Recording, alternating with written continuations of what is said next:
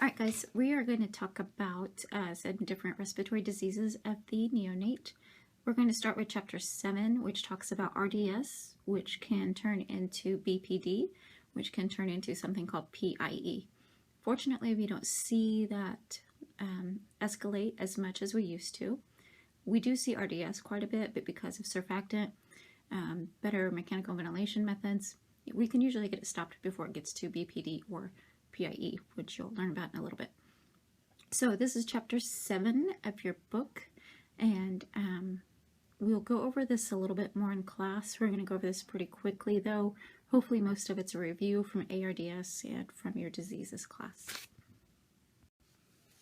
RDS stands for respiratory distress syndrome. We've talked about ARDS in the adults, which stands for acute respiratory distress syndrome. Sorry, I have a cough dropping. What we're talking about this, when you just see RDS, we're talking about the infants. You might see it called IRDS, which could stand for infant respiratory distress syndrome. I've also seen it called idiopathic respiratory distress syndrome. Idiopathic means we don't know the reason, but we know the reason. The reason for RDS is there's not enough surfactant, so the alveoli don't open. So we put them on a mechanical vent and force them open. That causes shear stress and injury to the alveoli. Hence, the RDS is really our fault, because the baby didn't have enough surfactant. It's also called hyaline membrane disease. The hyaline region, again, is that region between the lungs and the heart, so kind of this region right here. So it's a hilar membrane. All this part is what's damaged from too much PIP and not enough surfactant, basically. So like ARDS, you're going to see the lungs are inflamed, they're red, they look almost like the liver instead of like the lungs. And there's a picture on the next slide where it's going to compare lungs with RDS compared to healthy lungs.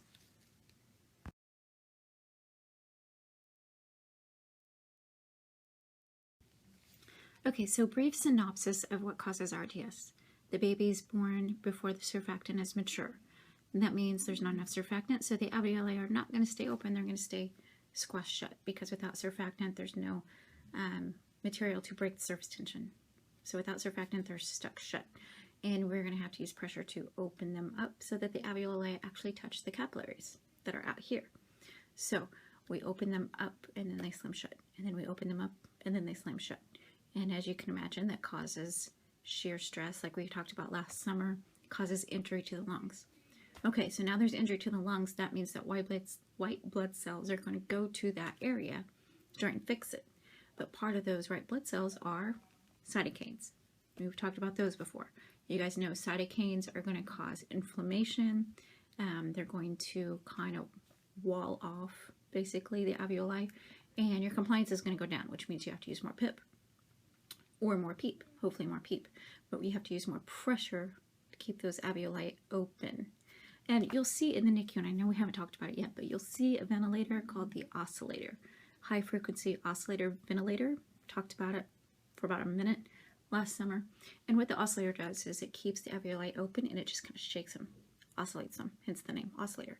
And it just keeps them open like this. So instead of letting them slam shut, forcing them open, causing all the shear stress, we just ventilate like this. It's really good for oxygenation.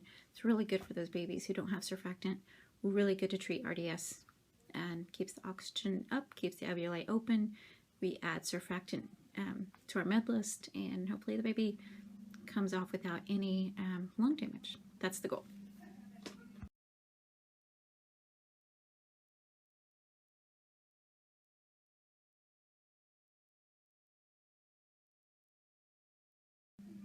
This particular slide shows the cellular level of a patient with RDS.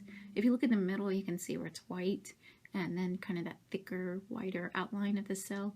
That's the walling off, so to say, of the hilar area. So the cell's got that thickened wall, which decreases compliance. This slide talks about those at risk for RDS. We talked about preemies, of course, because they don't have the mature surfactant. Low birth weight, less than 1,200 grams. Again, they're going to be immature. They don't have surfactant. Males, not picking on boys. It's just that boys tend to mature slower. If you remember back in grade school, you know, when you were in 2nd, 3rd, 4th, 5th grade, the girls were usually taller and they were going faster. And then 6th, 7th, and 8th grade, that's when the boys started shooting up and the girls kind of slowed down. Just the way it is.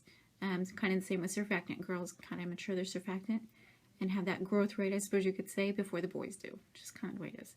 I'm not saying that's always the case. You always hear those stories of the boys did better than the girls in a set of twins or whatever, but most of the time the girls will do better than boys in this area.